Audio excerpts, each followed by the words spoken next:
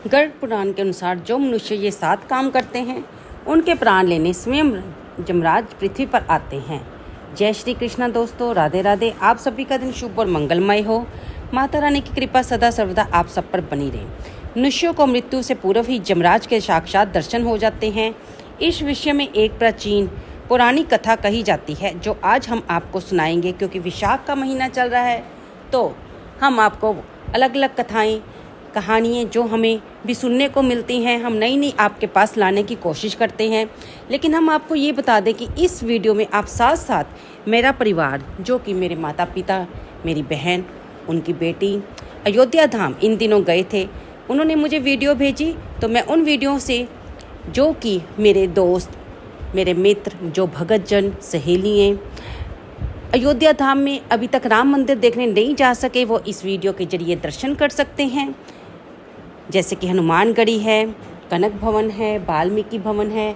तो आप इसमें साथ साथ देखेंगे कि जो स्तंभ बने हुए हैं उन पर भी रामायण की श्लोक, रामायण की जो हम पढ़ते हैं संस्कृत में, वो लिखा गया है। कहीं पर हनुमान चालीसा लिखा गया है। तो आप इन दृश्यों का भी आनंद लेंगे इस कथा के साथ। तो चलिए वापस चलते हैं हम अपनी कथा की ओर। क्योंकि साक्षात यमराज ने मनुष्यों के कल्याण के लिए बहुत ही ज्ञानवर्धक और प्रेरणादायक, जीवन उपयोगी, मूल्यवान बातें बताई हैं, जिन्हें सुनकर आप भी धन्य हो जाएंगे। इस कथा को सुनने मात्र से ही आपके जीवन में महान परिवर्तन होगा। और आइए बिना देरी के शुरू करते हैं। इस महान कथा को स्वर्गलोक में देवराज इंद्र की दिव्य सभा के निकट देवऋषि नारद अपने सामान्य विचरण पर थे। अपनी वीणा को बजाते हुए वे भगवान श्री हरि विष्णु के भजन गुनगुनाते चले जा रहे थे। अचानक उनकी दृष्टि यमलोक की ओर जाने वाले मार्ग पर पड़ी। वहां का दृश्य बहुत ही विलक्षण था। यमराज स्वयं अपने महाबलवान भैंसे पर सवार होकर अपने दंड पाश को धारण किए किसी गहन विचार में आगे बढ़े जा रहे थे। आमतौर पर यमदूतों को ही धरती से प्राणियों की आत्माएं लाने का दायित्व मिलता था, किंतु यहाँ तो स्वयं धर्मराज चल पड़े थे। देवऋषि नारद जी ने अपनी वीणा को थोड़ा विराम दिया और आश्चर्य से सोचने लगे, क्या कोई ऐसे पुण्य आत्मा इस धरती पर है जिसे लाने के लिए स्वयं यमराज जा रहे हैं, अथवा कोई घोर पापी है जन्मा है जिसे दंडित करने स्वयं यमराज जी को जाना पड़ रहा है। देवऋषि नारद जी की जिज्ञासा बहुत प्रबल थी। उन्होंने मन ही मन निश्चय किया कि यमराज से पूछे बिना ये रहस्य खुलने वाला नहीं है। अतः वह अपनी दिव्य गति से आगे बढ़े और यमराज के समीप पहुंचकर बोले, हे धर्मराज, मैं आपको प्रणाम करता हूँ। आज इतनी शीघ्रता से आप पृथ्वीलोक की ओर जा रहे हैं। ऐसा कौन सा काम है जो स्वयं महाबली यमराज को जाना पड़ रहा है? मेरे मन में इस रहस्य को जानने की तीव्र इच्छा है। यमराज ने देवऋषि नारद को देखकर अपना भैंसा थोड़ा रोका और सम्मान के साथ उत्तर दिया, हे देवऋषि नारद, आपको भी मेरा प्रणाम। आप तो भगवान विष्णु के परम भगत हैं और संपूर्ण जगत के समाचार जानते हैं। फिर भी जब आपने पूछा है तो मैं बताने का प्रयत्न करता हूँ। आज पृथ्वीलोक पर 7 ऐसे मनुष्यों के प्राण लेने जा रहा हूँ जिनके कर्म इतने विलक्षण हैं कि उनके पास मेरा स्वयं उपस्थित होना आवश्यक है। चाहे वे पापी हों या पुण्य आत्मा, ये मेरा अपना नियम है कि जो भी मनुष्य जीवन में जे 7 विशिष्ट कर्म करता है उसे यमलोक लाने के लिए मैं स्वयं जाता हूँ। ये बात सुनकर देवऋषि नारद जी की हैरानी और भी ज़्यादा बढ़ गई। वे बोले, हे धर्मराज, मनुष्यों के प्राण लेने के लिए आपके यमदूत जाते ही हैं, फिर ऐसी कौन सी विशेषता है कि आपको जाना पड़ रहा है? क्या वे 7 मनुष्य किसी महान पुण्य के भागी हैं या वे घोर पापी हैं? तब यमराज ने कहा, हे देवऋषि नारद, मैंने कहा ना, चाहे वह पापी हो या पुण्य आत्मा, जिसने अपने जीवन में 7 कार्य किए हैं उनके प्राण लेने मुझे स्वयं जाना पड़ता है। अगर आप इच्छुक हैं तो मेरे साथ चलिए। मैं आपको उन सबके दर्शन भी करा दूंगा और उनके कर्मों का सारा ब्यौरा भी बताऊंगा। देवऋषि नारद ने सोच लिया कि ऐसा सुनहरा अवसर फिर शायद मिले ना मिले, जब स्वयं धर्मराज के साथ पृथ्वीलोक पर जाकर उन मनुष्य के बारे में जाना जा सके। इसलिए वे बोले, हे धर्मराज, ये मेरा सौभाग्य होगा। मैं अवश्य आपके साथ चलूँगा। कृपया मेरा मार्गदर्शन करें। इतना सुनते ही यमराज ने अपने भैंसे को निर्देश दिया और यमलोक की सीमाओं को पार करके वे देवऋषि नारद के साथ आकाश मार्ग से पृथ्वी की ओर प्रस्थान कर गए। उनका पहला गंतव्य था एक घना दुर्गम वन क्षेत्र। यहाँ पर एक अत्यंत दरिद्र ब्राह्मण की कुटिया थी जिसका नाम माक्ष्य वन बताया जाता था। इस वन का वर्णन अनेक पुराणों में भी मिलता है, जहाँ ऋषि मुनि कठोर तपस्या करते थे, अनेक आध्यात्मिक साधनाएं की जाती थी। उसी वन के मध्य में एक जर्जर सी कुटिया खड़ी थी जिसमें वृद्ध ब्राह्मण का मृत शरीर पड़ा था। वहाँ ना कोई परिजन था, ना कोई मित्र, ना कोई पड़ोसी। चारों ओर बस सन्नाटा था, केवल सूखे पत्तों की सरसराहट और कभी कभी वन पक्षियों का क्रीदन सुनाई देता था। यमराज और देवऋषि नारद वहाँ पहुँचे। जब देवऋषि नारद ने उस वृद्ध ब्राह्मण के मृत शरीर को देखा तो उनका हृदय द्रवित हो उठा। उन्होंने यमराज से पूछा, हे यमराज, ये कौन है? यहाँ तो इसकी देखभाल के लिए कोई भी नहीं दिख रहा। इसके परिवारजन कहाँ हैं? यमराज ने उस मृत ब्राह्मण के शरीर के समीप खड़े होकर अति गंभीर स्वर में उत्तर दिया, हे देवऋषि नारद, इसका नाम लक्ष्मीकांत है। ये अपने समय का अत्यंत विद्वान ब्राह्मण था और इसने जीवन भर सिर्फ सत्य का पालन किया। इसने कभी भी असत्य नहीं बोला और ना ही किसी के साथ छल कपट किया और धर्म के मार्ग से तो तनिक भी विचलित नहीं हुआ। इसी परिणाम इसे गरीबी से ये उभर नहीं पाया, क्योंकि आप तो जानते ही हैं कि कलयुग में जो सच बोलता है, जो धर्म का पालन करता है, उसको कठोर विपदाओं का सामना करना पड़ता है। समाज ने इसका तिरस्कार किया क्योंकि सत्य बोलते समय कई बार ये लोगों को अप्रिय लगता था। इसके वचनों की कठोर सत्यता के कारण लोगों ने इसे दरिद्र बनते देखा। कोई इसकी सहायता के लिए आगे नहीं आया और इसका परिणाम ये हुआ कि इसके परिवारजन भी इससे दूर हो गए। तब नारद जी ने आगे पूछा कि हे धर्मराज, ये स्थिति इस पर आई ही क्यों? क्या केवल सत्य बोलने के कारण? तब यमराज ने विस्तार से समझाया कि इस संसार में कई मनुष्य मिलेंगे जो छल कपट, झूठ और बेईमानी के माध्यम से धन या सुविधाओं का अर्जन कर लेते हैं, लेकिन लक्ष्मीकांत ने कभी भी ऐसा नहीं किया। इसने सदैव सत्य का साथ दिया। शास्त्रों में भी कहा गया है, सत्यव्रत धर्माचर, अर्थात सदैव सत्य बोलो और धर्म के मार्ग पर चलो। इसने अपना सारा जीवन इसी सिद्धांत पर जिया और हो सकता है कि भौतिक दृष्टि से इसका जीवन संघर्षमय रखा हो, लेकिन आध्यात्मिक दृष्टि से इसका जीवन पुण्य आत्मा का रहा। नारद जी ने उसकी निसहाय स्थिति पर व्यथित होते हुए कहा, हे धर्मराज, क्या इसने जीवन में कभी कोई पाप भी किए हैं? क्या इसने कभी दूसरों का मन दुखाया? तब यमराज बोले, ये लक्ष्मीकांत बहुत ही विनम्र था। सत्य बोलते समय भी ये किसी का अनादर नहीं करता था। अत्यंत विनम्रता पूर्वक अपने विचार रखता था, लेकिन सत्य कटु होता है, सभी को प्रिय नहीं लगता। मेरा यह नियम है कि जो मनुष्य जीवन भर सत्य का पालन करता है और किसी को कष्ट पहुंचाए बिना धर्म के मार्ग पर अटल रहता है, उसे ले जाने के लिए मैं स्वयं आता हूँ, चाहे वह व्यक्ति धन संपदा से वंचित ही क्यों ना हो, यानी कि दरिद्र ही क्यों ना हो। अब यमराज ने अपने दिव्य अधिकार से लक्ष्मीकांत की आत्मा को उसके मृत शरीर से निकाला। जैसे ही आत्मा शरीर से बाहर निकली, उसके मुख पर एक अद्भुत तेज था। लक्ष्मीकांत की आत्मा ने देव ऋषि और यमराज को प्रणाम किया। यमराज ने उसे सांत्वना दी और इशारा किया कि उसे आगे चलना है। देव ऋषि नारद जी के मन में प्रसन्नता हुई कि लक्ष्मीकांत ने भौतिक कष्टों के बावजूद महान जीवन जिया। वे सत्य का महत्व समझ गए। उन्होंने सोचा, इस संसार में सत्य का पालन करना आसान नहीं है, लेकिन जो कर लेता है वह सच में महान पुण्य अर्जित करता है। इस प्रकार यमराज ने लक्ष्मीकांत के प्राण लेकर उसे दिव्य मार्ग पर आगे प्रस्थित कर दिया। तत्पश्चात यमराज और देवऋषि नारद आकाश मार्ग से आगे बढ़ पड़े। यमराज का भैंसा आकाश में बड़े वेग से उड़ रहा था और देवऋषि नारद उनके साथ साथ चल रहे थे।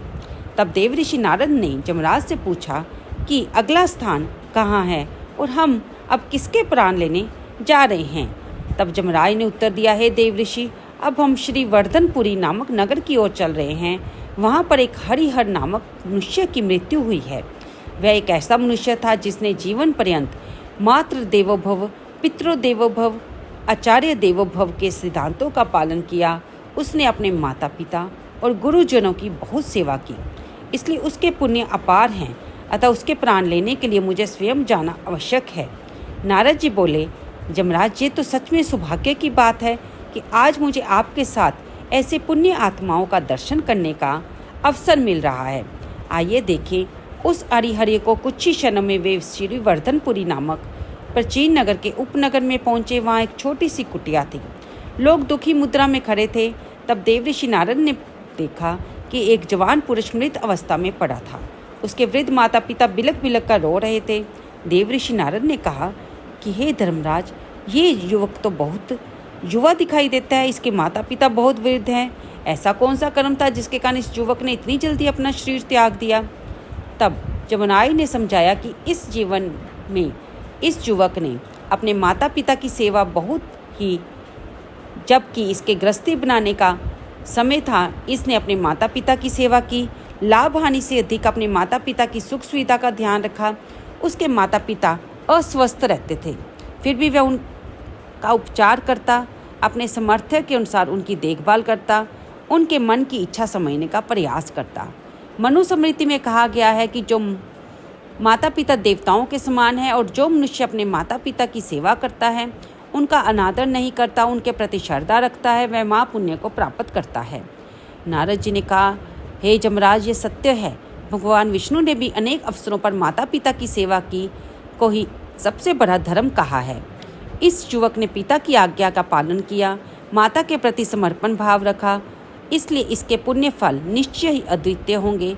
तब जमराज कहते हैं कि ऐसे पुत्र बहुत कम होते हैं जो अपनी समस्त इच्छाओं को त्याग कर अपने माता पिता की देखभाल को प्राथमिकता देते हैं। इसने सब कुछ छोड़कर माता पिता की सेवा की। अब जब इसके प्राण निकल गए हैं और इसका पुण्य इतना है, तो मैं स्वयं इसकी आत्मा को आदरपूर्वक यमलोक तक लेना चाहता हूँ। मैं नहीं चाहता कि मेरे दूत इसे ले जाएं। ये भी मेरे उसी नियम के अंतर्गत आता है जिसके तहत मैंने आपको बताया था। तब जमुनाई ने अपना दंड हल्का सा उठाया और उस युवा मनुष्य हरिहर की आत्मा उनके शरीर से बाहर आ गई। आत्मा ने भी जमराज को प्रणाम किया। देवऋषि नारद जी को देखकर हाथ जोड़ लिए। अपने माता पिता को छोड़कर जाने का दुख उसकी आंखों में स्पष्ट दिख रहा था। तब जमराज ने उसे सांत्वना दी, हे वत्स, तुम्हारा लोक परिवर्तन हुआ है। तुमने माता पिता की जितनी सेवा की थी उसके फलस्वरूप तुम्हें उत्तम गति प्राप्त होगी। चिंता मत करो, तुम्हारे माता पिता के भरण पोषण के लिए परमात्मा कोई ना कोई मार्ग अवश्य निकालेंगे। हरिहर की आत्मा ने कृतज्ञ होकर जमराज और नारद जी को प्रणाम किया और दिव्य लोक की ओर चल दी। जमराज के इस न्यायपूर्ण व्यवहार को देखकर देवऋषि नारद ने भी राहत की सांस ली और इस प्रकार उन्होंने दूसरी पुण्य आत्मा को भी देखा। अब जमराज और नारद जी तीसरी आत्मा की खोज के लिए आकाश मार्ग से चल दिए। नारद जी ने फिर प्रश्न किया, हे धर्मराज, अगला गंतव्य कौन सा है? अब आप किसके प्राण लेने जा रहे हैं? वह पापी है या पुण्यवान? तब देवऋषि नारद को जमराज ने बताया कि हम अब गोवर्धनपुर की ओर चल पड़े हैं। वहाँ एक व्यक्ति गोपीदास नाम का है जो अपना सारा जीवन गौ सेवा में लगा चुका है। उसका अभी अभी देहांत हुआ है। तब नारद जी बोले, गोपीदास नाम से तो प्रतीत होता है कि ये गौ माता से बहुत प्रेम करता होगा। कुछ ही देर बाद वे गोवर्धनपुर के समीप आ पहुँचे। ये नगर प्राचीन काल से गौ सेवा और कृष्ण भक्ति के लिए प्रसिद्ध था। नगर के बाहर की ओर एक छोटी सी गौशाला थी। वहाँ बहुत सी गौएं थीं। गौशाला के बाहर ही गोपीदास का पार्थिव शरीर रखा गया था। उसके आसपास कुछ गौवंश उदास मुद्रा में खड़े थे, मानो उन्हें अपने रक्षक के जाने का एहसास हो चुका है। आसपास के लोग भी थे, परंतु सभी के चेहरे पर शोक की गहरी छाया थी। तब देवऋषि नारद और जमराज उस स्थान पर पहुंच गए जहां पर गोपीदास का शरीर रखा हुआ था। तब नारद जी ने उस गोपीदास के विषय के बारे में जमराज जी से पूछा तो उन्होंने कहा कि इसने अपना सारा जीवन गौ सेवा में समर्पित कर दिया। केवल गौ माता को ही नहीं बल्कि भूखे पशु पक्षियों को भी दाना पानी दिया। अपने सीमित संसाधनों के बावजूद वह हमेशा कोशिश करता था कि कोई जीव भूखा न रहे। शास्त्रों में भी कहा गया है कि गाय विश्व की माता है और गौ माता की सेवा को सर्वोच्च पुण्य माना गया है। इसके अतिरिक्त इसे प्राणी मात्र पर दया का भाव था। इसी कारण है कि गौ माता के प्रति प्रेम और दया के इस पुंज व्यक्ति के प्राण लेने के लिए मुझे स्वयं आना पड़ा। तब नारद जी ने टिप्पणी की कि आप सत्य कह रहे हैं। जो लोग अपने स्वार्थ में डूब जाते हैं, पशुओं की व्यथा समझ नहीं पाते, लेकिन गोपीदास ने अपने लिए सारी उम्र कुछ नहीं कमाया और इन बेजुबान प्राणियों के लिए अपना सर्वस्व अर्पण कर दिया। ऐसा विरले ही होता है। तब जमराज ने भी सहमति में अपना सिर हिलाया और गोपीदास के पार्थिव शरीर के पास आकर उसकी आत्मा को निकाला। उसके मुख पर एक परम शांति और संतोष का भाव था। उसने जमराज जी को प्रणाम किया, नारद जी को प्रणाम किया। तब जमराज जी बोले, हे गोपीदास, तुमने गौ माता की सेवा करके अपार पुण्य प्राप्त किया है। गौ माता में 33 कोटि देवताओं का वास होता है। तुमने ना केवल गौओं की सेवा की बल्कि बाकी जीवों पर भी दया की। तब गोपीदास ने कहा कि ये तो मेरा कर्तव्य था। तब जमराज और नारद उसकी इस बात को सुनकर बहुत खुश हुए और जमराज ने उसकी आत्मा को भी दिव्य लोक की ओर जाने का संकेत किया। इसके बाद उन्होंने अपनी यात्रा आगे बढ़ाई। अब वे अगले नगर की ओर पहुंचे जिसका नाम था मधुपुरी। ये जो नगर था अपनी भक्ति परंपरा के लिए प्रसिद्ध था। यहाँ अनेक भक्तजन भगवान विष्णु की पूजा और तुलसी की सेवा, कीर्तन आदि किया करते थे। यमराज और नारद जी ने थोड़ी दूर से देखा कि एक घर में कुछ स्त्रियां विलाप कर रही थी। उनके सामने एक दिवंगत स्त्री का पार्थिव शरीर रखा हुआ था, जो कि मध्यम आयु की प्रतीत होती थी। साथ ही तुलसी का एक हरा भरा पौधा लगा हुआ था, जिसके नीचे दीपक अभी भी जल रहा था। तब देवऋषि नारद ने पूछा, धर्मराज, क्या यही वही स्त्री है जिसके प्राण लेने आप जा रहे हैं? तब जमराज जी ने कहा कि हाँ देवऋषि नारद, इस स्त्री का नाम पद्मश्री था। ये प्रतिदिन स्नान के बाद तुलसी पर जल चढ़ाती, उसके समक्ष दीपक प्रज्वलित करती और विष्णु नाम का जाप करती थी। तुलसी को वैष्णव परंपरा में अत्यंत पवित्र माना गया है। ये देवी स्वयं धरती पर अवतरित हुई है, जिनके पूजन से मनुष्यों को अपार पुण्य की प्राप्ति होती है। तुलसी दल भगवान विष्णु को भी बहुत प्रिय है, इसलिए जो भी इस धरती पर तुलसी की पूजा करते हैं, दीपक जलाते हैं और भगवान विष्णु का कीर्तन करते हैं, तो उनकी जब शरीर में से आत्मा निकलती है, उसके लिए मुझे स्वयं आना पड़ता है। इतना कहकर जमराज ने पद्मश्री के शव के निकट जाकर अपना दंड उठाया, संकेत किया। पद्मश्री की आत्मा उसके शरीर में से निकली। उसने धर्मराज को और देवऋषि नारद को देखकर प्रणाम किया। तब जमराज जी ने कहा कि तुमने सदा तुलसी माता की सेवा की है और तुलसी स्वयं लक्ष्मी स्वरूपा है। तुलसी शब्द का अर्थ ही अनूठा अद्वितीय होता है। पद्म पुराण और अन्य कई ग्रंथों में वर्णन आता है कि तुलसी व्रत, तुलसी पूजन करने वाले मनुष्य के बड़े से बड़े पाप नष्ट हो जाते हैं। भगवान विष्णु के समक्ष यदि तुलसी दल चढ़ाया जाए तो वे अत्यंत प्रसन्न होते हैं। पद्मश्री, तुमने अपने जीवन में कभी ये नियम नहीं तोड़ा। बरसात हो या सर्दी हो, तुमने प्रतिदिन तुलसी पर जल दिया, दीप जलाया, भक्ति भाव से स्तुति की। इसलिए तुम्हारा ये भक्ति और सेवा का अद्भुत मेल है। अब तुम दिव्य लोक को प्रस्थान करो। तब जमराज जी ने उसकी आत्मा को भी दिव्य लोक जाने की ओर संकेत किया।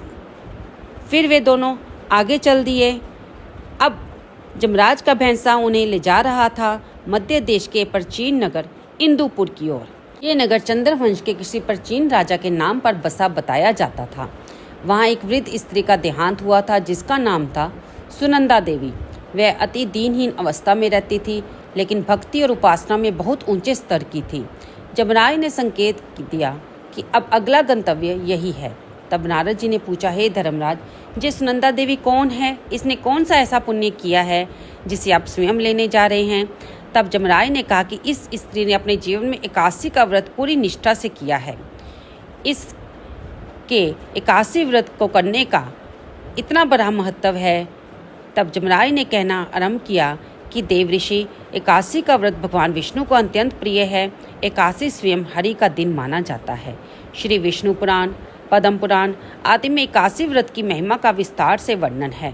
मनुष्य यदि श्रद्धा पूर्वक और नियम पूर्वक 81 का व्रत करे तो उसके अनेक जन्मों के पाप नष्ट हो जाते हैं। उसे भगवान विष्णु की कृपा प्राप्त होती है। सुनंदा देवी ने युवावस्था से लेकर अपने अंतिम समय तक 81 व्रत कभी नहीं छोड़ा, चाहे कैसा भी मौसम हो, चाहे धन की व्यवस्था हो या ना हो। ऐसे बात करते करते वे उस पुराने मकान में पहुंच गए जहां पर सुनंदा देवी का पार्थिव शरीर रखा हुआ था। आसपास कुछ पड़ोसी स्त्रियां और 2-4 परिचित लोग एकत्रित थे। सुनंदा देवी के अपने रिश्तेदार शायद इधर उधर बिखरे हुए थे, अधिकतर बाहर के नगरों में थे। अंतिम समय में कोई भी साथ नहीं था। तब जमराज और नारद जी उस स्थान पर उपस्थित हुए जहाँ सुनंदा देवी का शव रखा हुआ था। नारद जी ने उस दिवंगत वृद्धा को देखकर अपनी वीणा को धीमे से बजाते हुए प्रश्न किया, हे धर्मराज, क्या इस वृद्धा का सारा जीवन इसी इंद्रपुर नगर में बीता? तब जमराय ने बताया कि हाँ, सुनंदा देवी यहीं पली बड़ी। इनके पति का देहांत बहुत पहले हो गया था और इन्होंने अपना अधिकांश समय भक्ति और व्रत उपवास में बताया। विशेषकर एकादशी के दिन वे सूर्योदय से पहले उठती, स्नान करती, भगवान विष्णु का समक्ष जाकर मंदिर में दीपक जलाती, दिन भर व्रत रखती, रात्रि को एकादशी की कथा सुनती, भजन करती, निर्जला जप फलाहारी वे प्राय व्रत किया करती थी। जो मनुष्य नियमपूर्वक एकादशी व्रत करता है उसे भव सागर पार करने में सुगमता मिलती है। वे अपने पापों से मुक्त होता है और अपने चित्त को शुद्ध करता है। फिर जमराज ने दंड उठाकर इशारा किया और उनकी आत्मा शरीर से निकलकर सामने आ गई। उन्होंने दोनों हाथ जोड़कर देवऋषि नारद और जमराज को प्रणाम किया। उनके मुख पर भक्ति का अद्भुत तेज था। तब जमराज बोले, हे सुनंदा देवी, तुमने जीवन पर एकादशी का व्रत जो बड़ी भक्ति से किया है वह अद्वितीय है। तुम्हें अपने पुण्यों का विशेष फल प्राप्त होगा। मैं तुम्हें स्वयं विदा देने आया हूँ। ऐसा कहकर सुनंदा देवी की आत्मा भी दिव्य गति को प्राप्त हुई। जमराय ने देखा कि नारद जी के मन में इस एकादशी व्रत के प्रति गहरी श्रद्धा पैदा हो रही है। नारद जी मन में सोच रहे थे कि भगवान की भक्ति किसी को भी कितना दिव्य बना सकती है। इसके पश्चात जमराज और नारद जी ने सुनंदा देवी के घर में से प्रस्थान किया और चल पड़े अपने अज्ञेय गंतव्य की ओर। तब जमराय ने रास्ते में नारद जी को बताया कि अब हमें प्रभासपुरी जाना है। वहाँ पर एक धनवान वैश्य पुरुष का अभी स्वर्गवास हुआ है। वह बहुत उदार हृदय था, अतिथियों की सेवा करता, अन्नदान, जलदान आदि किया करता था। उसका नाम है उद्धव सेन। देव ऋषि नारद ने जिज्ञासा व्यक्त की कि आपने तो कहा था कि चाहे पापी हो, पुण्य आत्मा हो, लेकिन जिनके कर्म विशिष्ट हो उन्हें ही आप लेने जाते हैं। अभी तक तो मैंने सबको पुण्य आत्मा को ही देखा है, लेकिन अभी तक मुझे कोई पापी नहीं मिला। तब जमराय ने कहा कि आगे चलकर आपको सब ज्ञात होगा देव ऋषि, पर फिलहाल तो उद्धव सेन भी एक पुण्य आत्मा है। अतिथि देवो भव, अन्न दानम परम दानम, इन दोनों सिद्धांतों का उसने जीवन भर पालन किया। यही कारण है कि उसके पुण्य भी प्रचुर मात्रा में है। दोनों थोड़ी देर में प्रभासपुरी पहुंच गए। वहाँ उद्धव सेन का विशाल भवन था जिसके बाहर एकत्रित लोग शोकमगन खड़े थे। उद्धव सेन का पार्थिव शरीर एक दिव्य शैया पर रखा गया था। परिवार के लोग रो रहे थे। नारद और जमराज वहाँ पहुँचे और भव्य भवन के आलोक में भी उदासी फैली हुई थी। नारद जी ने कहा कि हे धर्मराज, ऐसा प्रतीत होता है कि ये व्यक्ति बहुत समृद्ध था। तब जमराय ने कहा कि हाँ, ये बहुत ही धनी वैश्य था, परंतु इसने कभी धन का दुरुपयोग नहीं किया। ये सदैव अन्नदान, वस्त्रदान, जलदान किया करता था, पुण्य कार्यों में लीन रहता था। इसका हमेशा यही कोशिश रहती थी कि कोई राहगीर भूखा प्यासा ना रह जाए और वह इसका प्रयास करता रहता। मनुस्मृति सहित कई धर्मशास्त्रों में कहा गया है, अतिथि देवो भव, किसी भूखे को भोजन कराना सबसे बड़ा परोपकार है और अन्नदान परम दान कहा गया है। नारद जी ने सराहना की कि निश्चित ही ये बड़ा पुण्यवान होगा, जबकि लोग धन मिलने पर बहुत अहंकारी हो जाते हैं। किंतु इसने सेवा मार्ग को चुना। तो जमराय ने भी सहमति में सिर हिलाया। फिर उन्होंने उद्धव सेन की आत्मा को उसके शरीर से बाहर निकालकर उसे भी बाहर दिव्य लोक की ओर जाने के लिए संकेत किया। साथ में कहा कि उद्धव सेन, तुमने धन पाकर लोभ नहीं किया, जरूरतमंदों की मदद की, अतिथियों का सत्कार किया, अन्नदान किया, इसलिए मैं तुम्हें स्वयं विदा करने आया हूँ। इतना कहकर जमराय ने उद्धव सेन को आशीर्वाद दिया। उसकी आत्मा दिव्य लोक को प्रस्थान की। अब जमराज और देवऋषि नारद आकाश मार्ग की तरफ से चल पड़े आगे अपने 7वें व्यक्ति की ओर। नारद जी को जमराज जी ने बताया कि अब वे लेने जा रहे हैं एक पतिव्रता स्त्री की आत्मा को विदा करने, जिसका नाम है सुभद्रा। वह विदेह नगरी में रहती है, जो प्राचीन मिथिला का एक प्रसिद्ध भाग है। उसका अभी निधन हुआ है। तब नारद जी ने कहा, पतिव्रता स्त्री का भी क्या ऐसा महत्व है जिसके प्राण लेने आप स्वयं जाते हैं? तब जमराज ने कहा कि देव ऋषि, शास्त्रों में पतिव्रता धर्म को अत्यंत उच्च स्थान दिया गया है। सतयुग से लेकर द्वापर युग तक अनगिनत इसके उदाहरण हैं। सावित्री, सत्यवान, सीताराम, दमयंती, नल आदि पतिव्रता स्त्रियां अपने पति को परमेश्वर समान समझकर उनकी सेवा करती हैं, उनके प्रति निष्ठावान रहती हैं, जीवन के सुख दुख में साथ देती हैं। पति के प्रति निष्ठा उन्हें दिव्य शक्ति देती हैं। आप कुछ ही क्षण में देखेंगे कि सुभद्रा में कितना तेज होगा। जब दोनों विदेह नगरी पहुंचे तो वहाँ एक सामान्य सा मकान था जिसमें सुभद्रा का मृत शरीर रखा हुआ था। पास में उसका पति बैठा विलाप कर रहा था। परिवार के अन्य लोग भी अपनी अपनी भावनाओं को व्यक्त कर रहे थे। तब नारद जी और जब यमराज पार्थिव शरीर के पास पहुंचे, सुभद्रा के पति को रोते हुए उसकी आंखें सूज चुकी थी। उसे समझ नहीं आ रहा था कि अब वह अपनी पत्नी के बिना कैसे रहेगा। नारद जी को यह दृश्य बहुत मार्मिक लगा। उन्होंने धीरे से कहा, हे यमराज, ये स्त्री तो बहुत गुणी रही होगी। क्या इसने अपने शरीर में पाप भी किए हैं या केवल पुण्य ही कमाए हैं? तब यमराज ने उत्तर दिया, हे नारद जी, इस स्त्री ने अपने जीवन में अनेक पाप किए।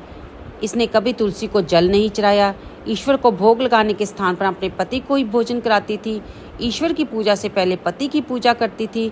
लेकिन क्योंकि पतिव्रत धर्म अपने आप में महान व्रत है, इसलिए यदि कोई स्त्री हृदय से अपने पति की सेवा करे, उसे परमात्मा का अंश माने, अपनी इंद्रियों को वश में रखते हुए उसके सुख दुख को बांटे, तो वह अलौकिक पुण्य की अधिकारी होती है। सुभद्रा ने भी बाकी धर्म का पालन ना करके अपने पतिव्रता धर्म का पालन किया, अपने पति की मन लगाकर सेवा की, उनसे कभी कोई शिकायत नहीं की। चाहे गृहस्थी में कितना भी बड़ा कष्ट क्यों ना आया हो, उसकी निष्ठा अटूट रही। इसलिए उसने जितने भी पाप किए वह सब उसके पतिव्रता धर्म के आगे नष्ट हो गए। तब उन्होंने अपना दंड उठाया और सुभद्रा की आत्मा बाहर निकली। उसके मुख पर अद्भुत तेज और शांति का मिश्रण था। उसने उन दोनों को प्रणाम किया। उसके पास खड़ा पति उसकी देह के समीप ही रोता रहा, जिसे इन दिव्य प्रतिज्ञाओं का बोध नहीं था। यमराज बोले, हे सुभद्रा, तुम्हारी पतिव्रता निष्ठा और सेवा से मैं प्रसन्न हूँ। तुम्हारी पतिव्रता निष्ठा अतुलनीय है। शास्त्रों में कहा गया है कि पतिव्रता स्त्री लोक परलोक दोनों को सुशोभित करती है। तुम्हें भी तुम्हारे पुण्य के अनुरूप परम गति मिलेगी। तब सुभद्रा की आत्मा भी दिव्य मार्ग की ओर प्रस्थान कर गई। उसके पति को नश्वर संसार में उसके बिना जीवन जीना था, परंतु पतिव्रता धर्म की इस महानता को स्वयं यमराज ने मान्य किया। अब सातों व्यक्तियों लक्ष्मीकांत, हरिहर, गोपीदास, पद्मश्री, उद्धव सिंह, सुनंदा देवी और सुभद्रा के प्राण लेकर यमराज जी ने अपना दायित्व पूर्ण किया। सातों आत्माएं अपनी पुण्य के हिसाब से दिव्य गति की ओर प्रस्थान हुई। और तब यमराज ने देवर्षि नारद जी को कहा कि अब आपके मन में जो जिज्ञासा थी क्या वह पूर्ण हो गई है? तब नारद जी ने उत्तर दिया कि मैंने आज आपके बड़े गुण रहस्य देखे। प्राय जमदूतों को आप भेजते हैं, किंतु आप इन पुण्य आत्माओं को लेने के लिए खुद आए। ये मैं समझ गया कि ये कौन से 7 कर्म थे जो कि इतने महान हैं, जिनके लिए आपको खुद यहाँ पर आना पड़ा। सत्य का पालन, माता पिता गुरु की सेवा, प्राणी मात्र पर दया, तुलसी की पूजा, एकादशी व्रत का पालन, अतिथि सेवा, अन्नदान, पतिव्रता धर्म। ये सच में बहुत ही विलक्षण नियम है जो आपने बताए। यमराज ने कहा, हाँ देवर्षि नारद, ये 7 कर्म मनुष्यों को पवित्रता, सेवा और धर्म की भावना से जोड़ते हैं। अब प्रश्न ये उठता है कि क्या केवल यही 7 कर्म हैं जो मनुष्य को महान बनाते हैं? तो उत्तर यह है कि धर्म के कई अनेक रूप होते हैं, लेकिन ये प्रमुख कर्म हैं जिनको करने वाला मनुष्य दिव्य पुण्य का अधिकारी बनता है। मेरी व्यवस्था में चाहे वो कोई कितना भी बड़ा पापी क्यों ना हो, लेकिन अगर सच्चे हृदय से उसने इनमें से किसी भी एक धर्म का पालन किया है तो उसको दिव्य गति प्रदान की जाती है। तब नारद जी ने हाथ जोड़कर कहा, हे धर्मराज, मैं आपकी न्यायप्रियता और नियमावली से बहुत ही प्रसन्न हूँ। आपकी न्यायप्रियता और नियमावली अद्वितीय है। इसने मेरे हृदय को प्रसन्न कर दिया है। मैं आपका धन्यवाद करता हूँ कि आपने मुझे इन 7 गुणों से परिचित कराया। अब यमराज जी अपने भैंसे को मोड़कर जमलोक की ओर प्रस्थान कर गए और देवर्षि नारद उन्हें प्रणाम करते हुए अपने स्वभाव के अनुसार वीणा बजाते हुए भगवान श्री विष्णु का गुणगान करते हुए देवलोक की यात्रा करने लगे। इस प्रकार इस प्राचीन कथा का भावार्थ ये है कि मनुष्य के कर्म ही उसे महान या तुच्छ बनाते हैं। सत्कर्मों की महत्ता सदा से वर्णित है, किंतु अनेक बार हमें ये भान नहीं रहता कि हमारे छोटे छोटे दिखने वाले कर्म भी अलौकिक पुण्य प्रदान कर सकते हैं। लक्ष्मीकांत की कथा में सिखाती है कि जीवन भर सत्य का पालन करें। हरिहर के उदाहरण से पता चलता है कि माता पिता और गुरु की सेवा ही सबसे बड़ा धर्म। गोपीदास ने गौ माता की सेवा की और प्राणी मात्र पर दया की। पद्मश्री ने तुलसी की पूजा की और भक्ति और श्रद्धा का एक छोटा सा अनुष्ठान भी मनुष्य को कितना ऊंचा उठाता है। सुनंदा देवी ने एकादशी व्रत का महत्व बताया, जिसके पुण्य फल अनंत है, जो मनुष्य का चित्त पवित्र करके परमात्मा की भक्ति में लगा देते हैं। उद्धव सिंह ने अन्न दान, अतिथि सेवा और दान पुण्य की महानता दर्शाई। अतिथि देवो भव, अन्न दानम परम दानम जैसे वचनों का चरितार्थ किया। सुभद्रा ने पतिव्रता धर्म का पालन किया और पति के प्रति पारस्परिक प्रेम और निष्ठा को ईश्वरीय स्थान प्राप्त है। इन सातों ने अपने जीवन में भले ही अलग अलग परिस्थितियों को बताया, लेकिन एक बात सब में सम्मान थी कि उन्होंने धर्म में आस्था और मानवीय मूल्यों का सम्मान किया। तो दोस्तों, उम्मीद करती हूँ आपको ये वीडियो अच्छी लगी होगी। कृपया से लाइक करें, शेयर करें और कमेंट बॉक्स में जय श्री राम लिखना बिल्कुल ना भूलें, क्योंकि आपने इस वीडियो में इन 7 पुण्य कर्मों को सुनते हुए भगवान श्री राम के मंदिर के अयोध्या धाम में जो नया बना है उसके दर्शन किए। तो जय श्री राम, जय हनुमान जी, जय माँ सीता लिखना तो बनता ही है ना दोस्तों। अगली वीडियो में फिर मिलेंगे। राधे राधे, जय श्री राम।